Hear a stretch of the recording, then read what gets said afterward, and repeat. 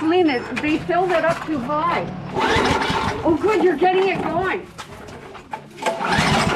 Okay, wait, maybe we'll pump it up a bit.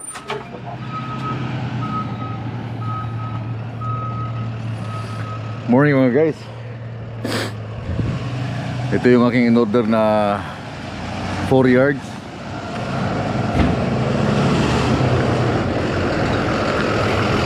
Put it here.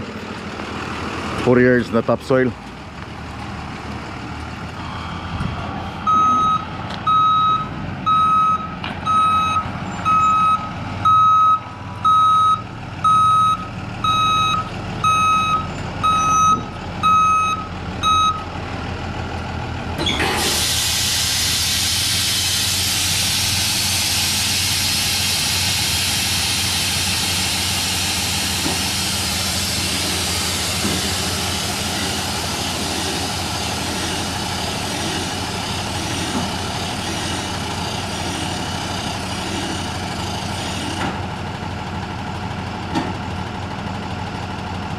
Can you put it here?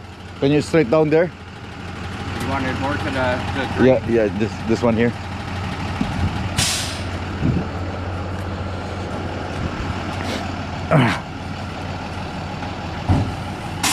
So ang ginagawa ko ngayon, kino-cultivate ko to dahil ang daming dandalayon.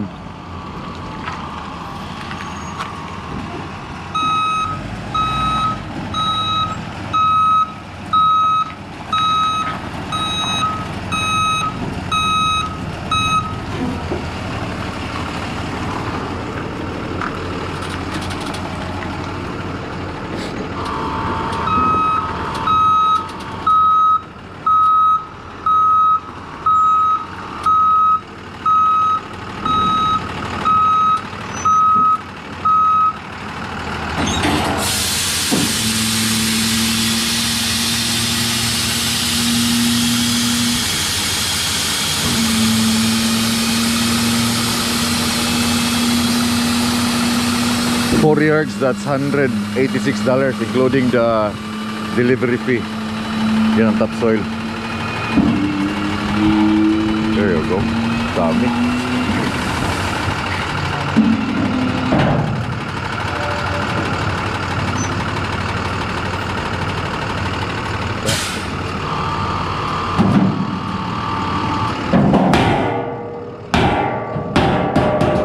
Topsoil.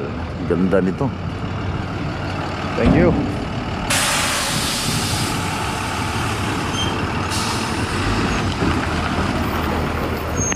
Okay.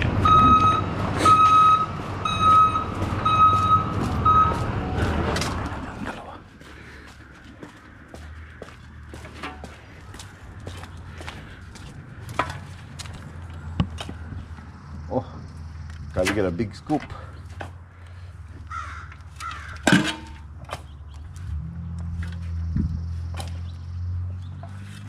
Yeah. Oh wow. Slowly, Kali. Don't get too fast. Yeah. there. Okay.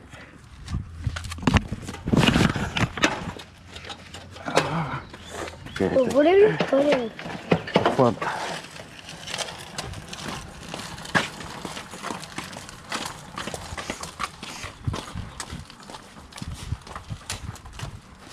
There's a spider.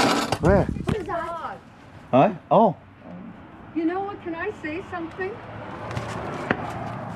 When I was at university, I took history of art. Uh-huh.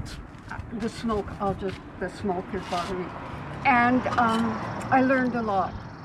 And about things that are collectible, worth money and stuff like that. So when I saw you throw out a bunch of stuff, I didn't want to go through it. And then I thought I should have, then I could have told him, and you can make some money. Oh, You collect crazy things. oh, yeah. So let me look at the vase, and I'll tell you if it's really good. It looks really nice. Can I take the flowers out? Yeah. Or Talaga is it kinuha niya na to. very heavy? Hindi, Tinatapong ko. hindi, inaano lang po namin. Hindi, kung gusto Kaysa nila. ibibenta pa namin. See. Huh? Okay. Your daughter, or you're good on the computer? Yeah. I'm not online. It says VJC. Hmm.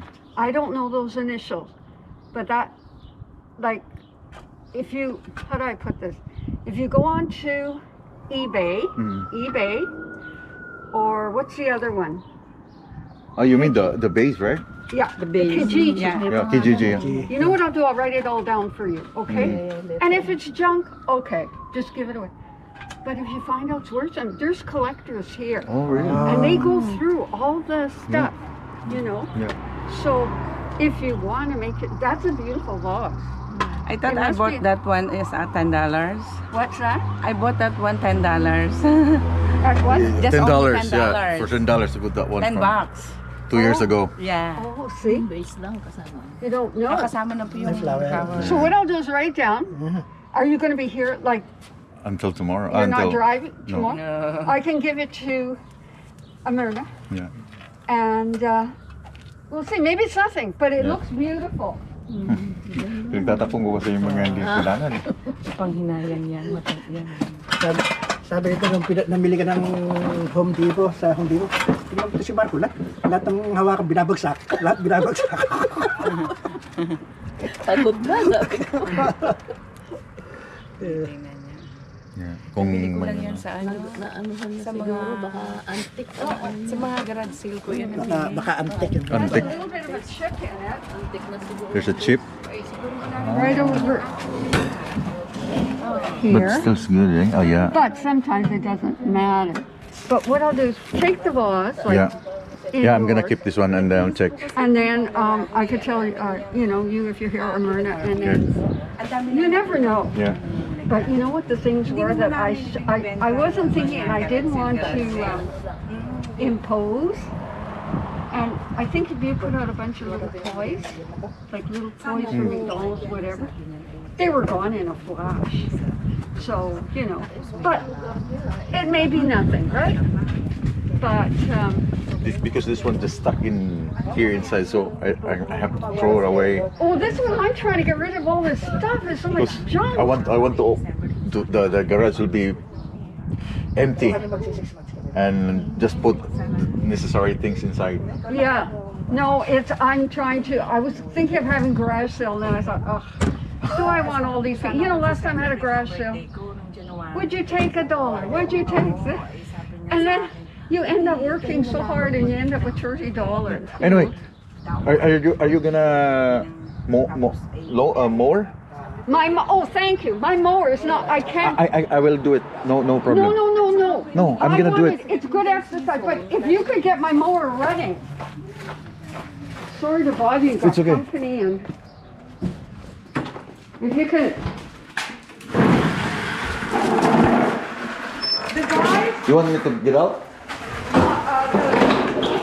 Maybe you have no gas. no, there's lots of gasoline. They filled it up too high.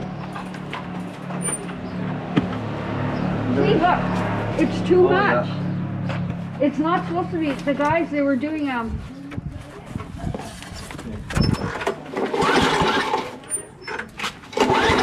Oh, good, you're getting it going. Okay, wait. Maybe we'll pump it up a bit. Where's the pump? Just a minute. I have to do. Where is it? There's a It should button. be the Wait a bottom. minute. I usually do. Here it is. 3 times, yeah. Okay. Good, you're getting it. I know it took me so long and I have to shift it. Oh, maybe not. Don't hurt your arm after. Maybe it will dry. I'll leave it for Do a it. while. I'm gonna do it. No worries. No, For don't, free. your arm. Is this, oh, let's see, Mark, Myrna. Because I have lots of... It's okay, don't worry. I'm gonna do it for you. Because I started, you know, oh, and I noticed you're putting soil. Yeah. That's good because that'll prevent the flooding. Yeah. That's what I started, but I have to get some more, you Yeah. know. So anyway. But I'll be back for you and then... No, take your time. You know. I'm gonna enjoy do it for you. your- Oh, I love scooters. They're fantastic. niya din ano na Kung mga separate drive, na. madadala yun. Oo. Ay, tapos Gagawin yung mga mo drive press. po, lahat ng mga kaibigan namin dito kamag-anak. Ay, talagang pinagbibigyan ko. Pati yung mga friend dyan sa Morden. Nadala. Ay, pinadala namin. Nakatikim So nandito pala kami sa ano sa likod. Si Kuya, ano pa mo ulit Kuya? Ed, Pineda. Pineda. Uy. Yate. Prima. Should I tell them? Mabubunyag. Sino yung kilala mo? Pineda. Hindi, baka... Sa kanila, pag-open. Pineda ka talaga? Oo, Pineda ako ba? Oo. Baka magkamag-anak. Pero hindi niya kamag-anak siya. Sinasaya, hindi. Baka sakali. Maraming Pineda. Apelyido ko tunay ay Pineda. Uy! Oh, Uy! Pag kinalabutan ako. Yeah, so tumayo nga pala ko. Oo. Yeah, ang pangalan ko totoo Mark Anthony Pineda, Tinada po siya. Pampanga. Oh! Hindi. Taga-Pampanga ang father. Papa ko Pampanga. Kinikilabutan ako ah. Alam na nila. oh. Pineda ako. Saan ka sa Hindi. Pampanga? Saan sa Pampanga? Oh, na, sige, hindi. Mag-off na lang. Yeah. Ah, So bumisita sila dito sa amin ngayon. Nakadaan sila. Taga rito na sila, taga Winnipeg. And sino pa? Si Si Kuya Jan, Jan taga-Pampanga din. Pampanga din siya. Diyan lang sa yan, nandito neighbor. lang sa ano, neighbor namin. Pumunta din dito Hindi kanina. na na-video kanina kasi may bata. Kuya Jan, salamat sa pagpunta. Sila kuya, taga dito lang sa Winnipeg. So, na-timingan nila ako dito sa ano, sa backyard. May ginagawang ano, yung tawag dyan, topsoil. Nag-aayos ako sa likod. Yeah. Kuya, baka may shoutout ka bago natin ano to. basta shoutout na lang sa mga taga sa subaybay ni Marco. Kunin mo yan, be. Kunin mo yan. Lalabas ako. Yeah. Yung sa aking kapitbahay, umuwi siya. Dahil yung mower niya hindi umaandar.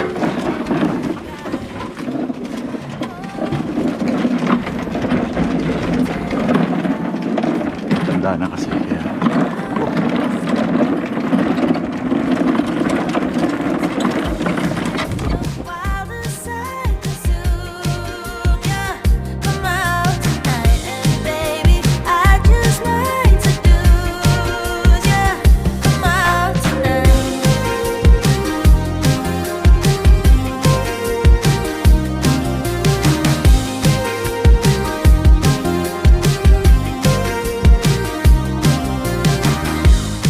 Let go of the things you call responsibilities. I know you're an animal just waiting to.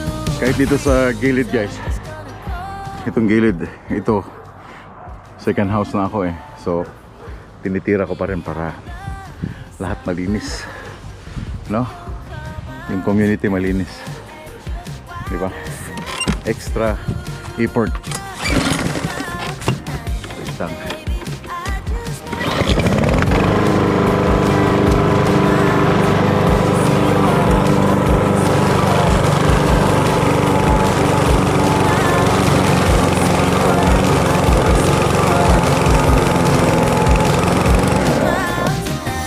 So I'm just gonna call init. Tubig, tell you tubig, how I feel. tubig. Maybe I'll get lucky somehow. Oh, malinis na guys. Lahat. Pati daanan na ako, malinis na.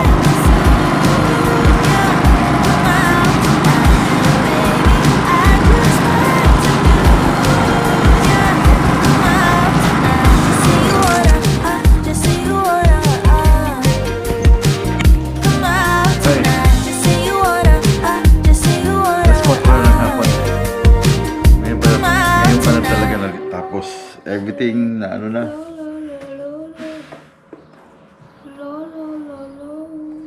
Totally complete. Anyway, bungis ko. Why is it wet? Maraming salamat sa mga pumunta dito kanina. Mga shoutout sa mga taga Pampanga. Halos sila ay mga taga Pampanga. Ang isa taga Angeles. Ang isa sama yun si Kuya. Angeles din yata ay puro mga taga Pampanga. May ibig sabihin doon na mga taga Pampanga yung pinapunta sa akin sa araw na ito. I don't know.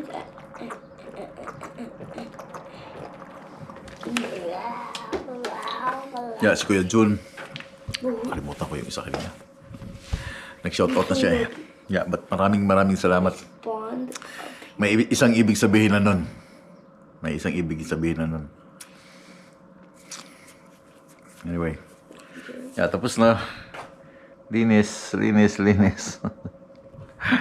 Puro linis. Everyday. Simula po ng Thursday, Friday, Saturday. Front and back. Pati yung kapitbahay ko. Minower ko na. Pati yung sa government na property. Yung side. Nilinis ko na rin para isang pagod na lang. Ganun dito. Pag may, tingin mo yung mga oldies na ng mga kapitbahay mo. Kasi kanina pinapandar sa akin yung kanyang lawnmower, but ayaw ma-start. Sabi ko, sige ako na maglinis. But ako naman talaga naglilinis sa pool. Pag tingin kong mataas na yung mga damo niya, ako na yung nagkukusa. Pati yung kapitbahay ko dito na isang Pilipina. Kasi napapagitnaan ako ng dalawang mga dalagang matanda. I mean, yung isa, Ate Mercy is byuda. Ito ay dalaga talagang matanda. So, pag dumadating ako dito, ako na mismo, 3 bahay yun. From there, sa amin, at saka doon sa gitna.